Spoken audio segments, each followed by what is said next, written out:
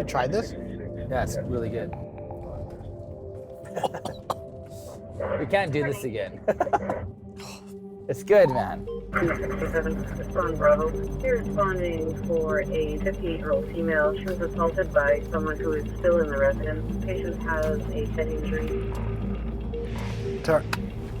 Call comes in for a 58-year-old female who was assaulted and she has a head injury.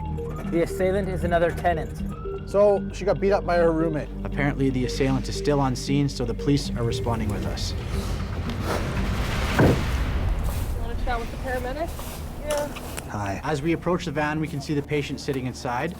Hi. Hello. Hey.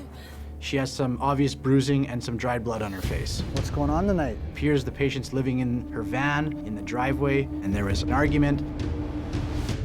I paid rent to live there. Okay. She's been making one excuse after another. I talked to the landlord today. He said they've used over $500 worth of power.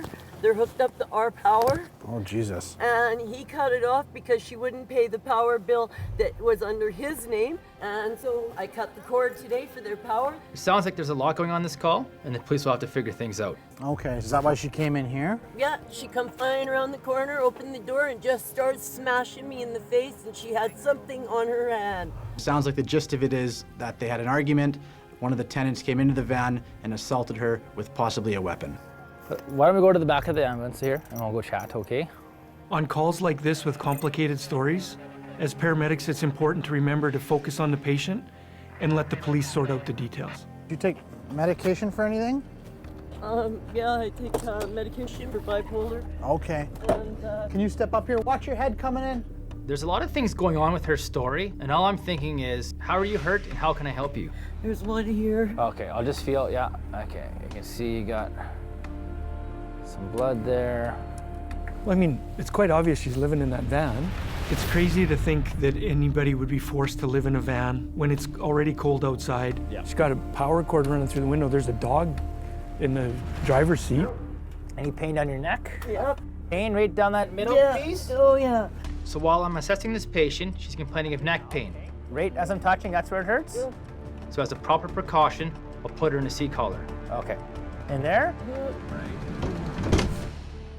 This patient's injuries are fairly minor, but she is complaining of some C-spine tenderness. If you got the brace on and everything, that you guys would probably want to take her. I think so, yeah, we should.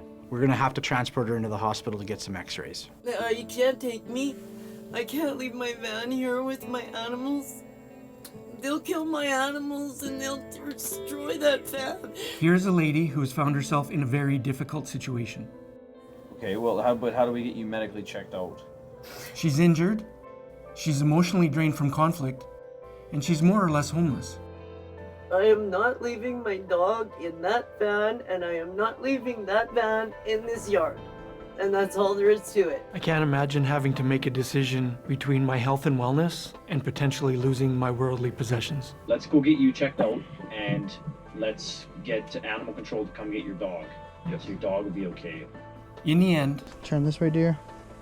Sit right there. Lovely. she did what she had to do. So you call animal control tomorrow, and they'll have your pup. She came to the hospital with us. Okay, and then we're gonna get you back. I hope her injuries are minimal, and in the future, she can find a safer place to live.